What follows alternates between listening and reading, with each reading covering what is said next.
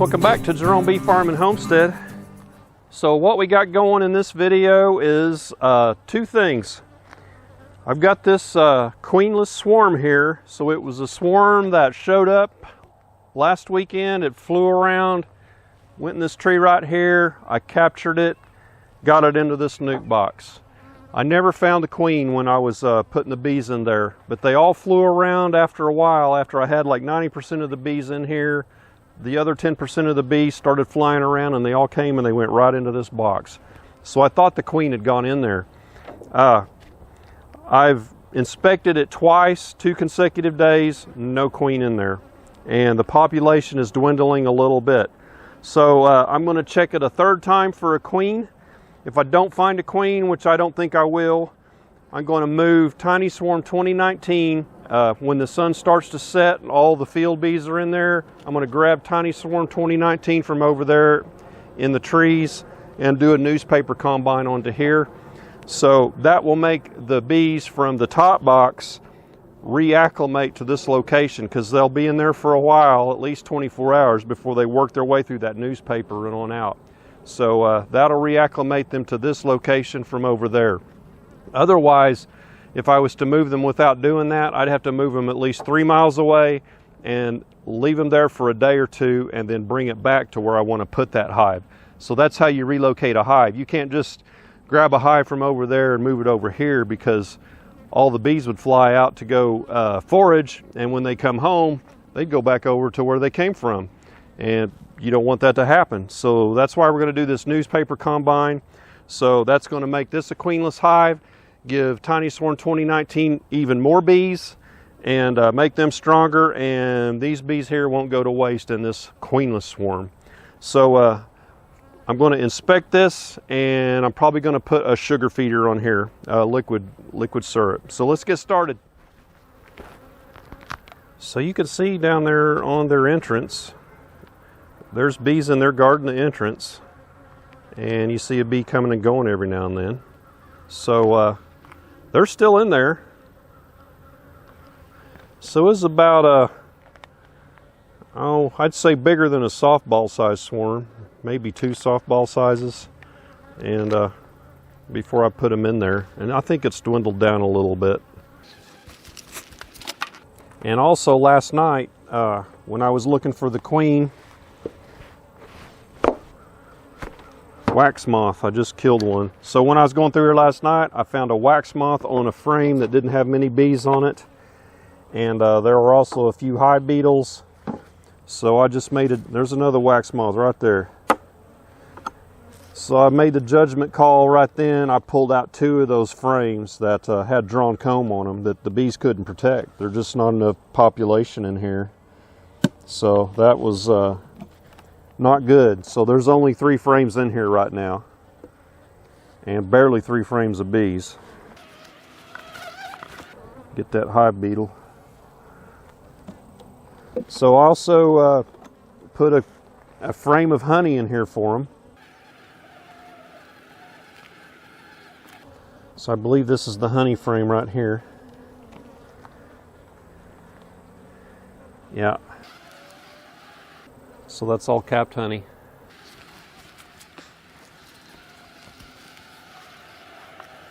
I can see a hive beetle or 2 in there on the walls trying to get them. So another odd thing about this hive is, I don't know if you can hear them, they fan a lot like that. And I believe that's a sign of a queenless hive. They're trying to fan pheromone. So see, that's bare. There's nothing on there. There's not enough bees to protect this. So we'll look right here for the queen real quick. Nothing resembling a queen. So there's a little bit of nectar on here that they brought that in.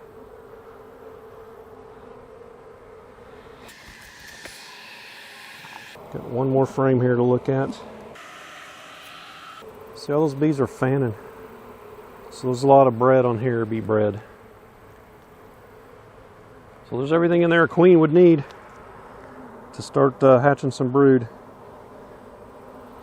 Got honey and you got pollen. So I'm not seeing anything looking like a queen at all. So that's 3 consecutive inspections without a queen. So we got a queenless swarm.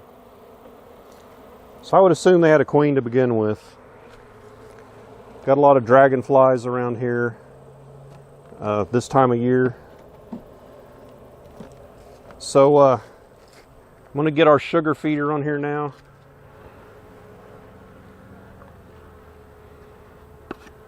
We need to clean that bottom board off. There's a hive beetle larva down in that junk. So I'm going to scrape that out real quick.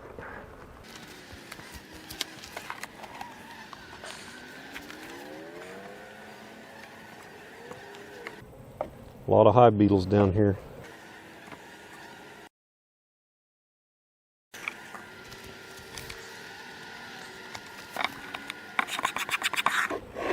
So there's still a little bit of junk coming off of those frames.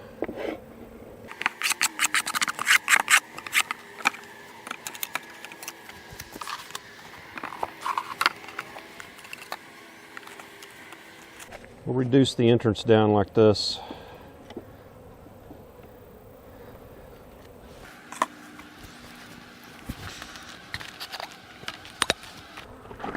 This is heavy syrup. It's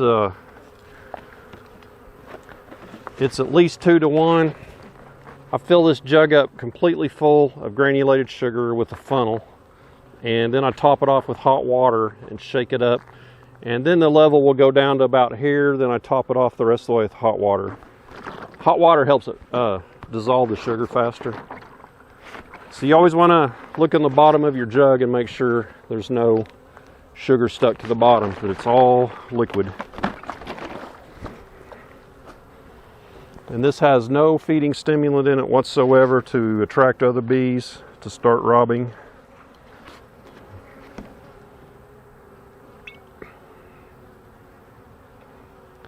So this isn't just for these bees on those 3 frames. When Tiny Swarm 2019's up here gets through the newspaper, they'll consume this and bring it up into those other frames. And maybe in a week or so, I will add the other 2 frames back in here, or maybe move it to a single 10 frame deep. So when you turn this over, you don't want to turn it over out here and dribble any out on the ground, because you'll start robbing. You want to do it right over the hole and don't spill any. So that attracts other bees, it attracts ants. It's just no good. I may reduce this down even 1 more. Yeah.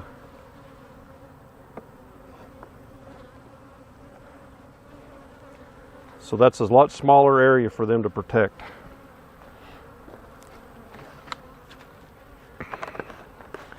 So now let's get our newspaper and get it on here and get it ready. Okay, here's us a little piece of newspaper. I hope that's wide enough. I'm gonna have to go get another piece.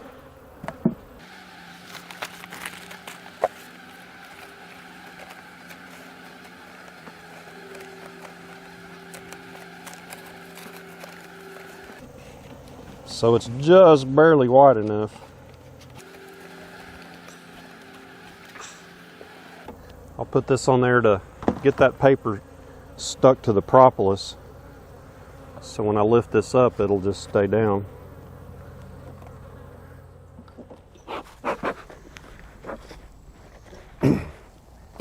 Okay, sun has set. It's getting dark, so all the field bees are in. I'm going to smoke this entrance a little bit to get these bees to go inside. Then we'll carry it on over there and get it in position.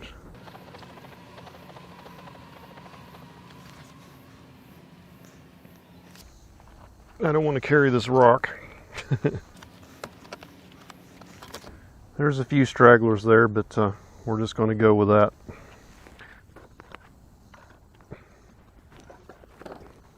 We'll see you over in the other spot.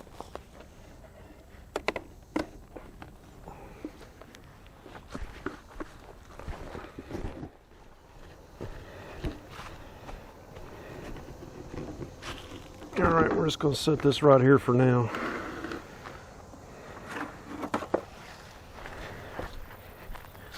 Okay, one thing I forgot to do on this paper is cut a few little slits in it.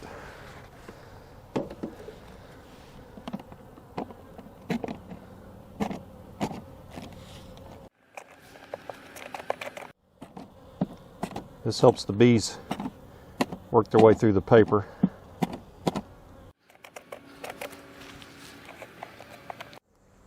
Okay, now let's get our nuke put on here.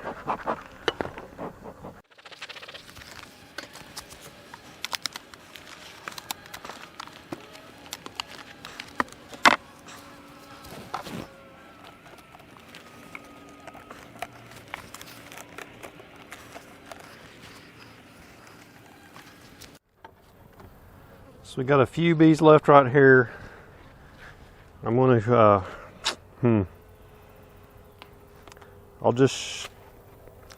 I'll shake them in the top of this.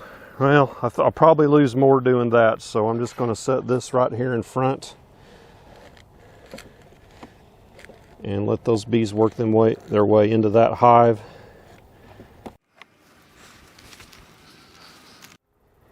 So there's probably, I don't know, 30-40 bees on that bottom board, but there was also some hive beetles on there, so I'm just going to tilt it there, and those bees can work their way in that hive, or they'll just fly off. So, or they may beg their way into a different hive.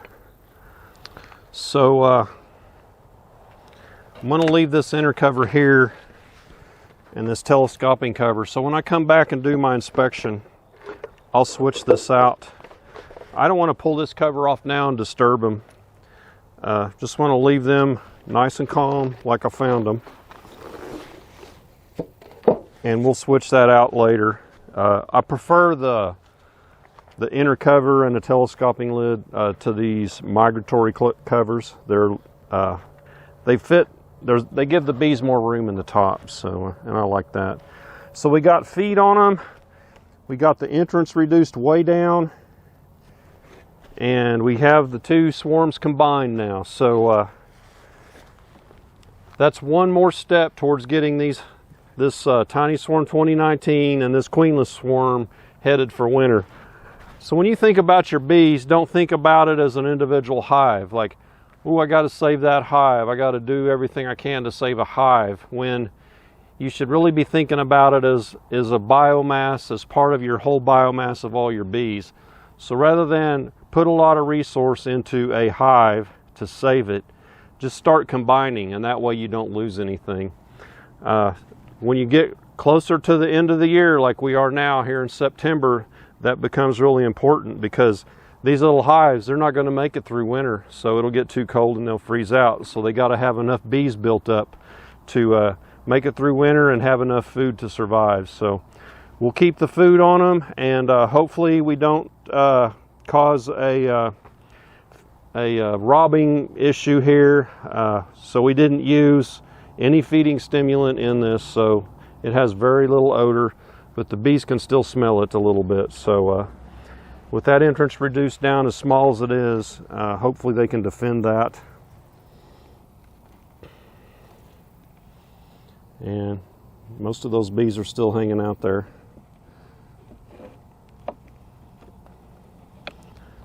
Not much we can do about that right now. So we'll check that later tomorrow. So hey, that's the end of the video. Give me a thumbs up if you would, and please subscribe to the channel on your way out, and we'll catch you on the next video. Y'all take care.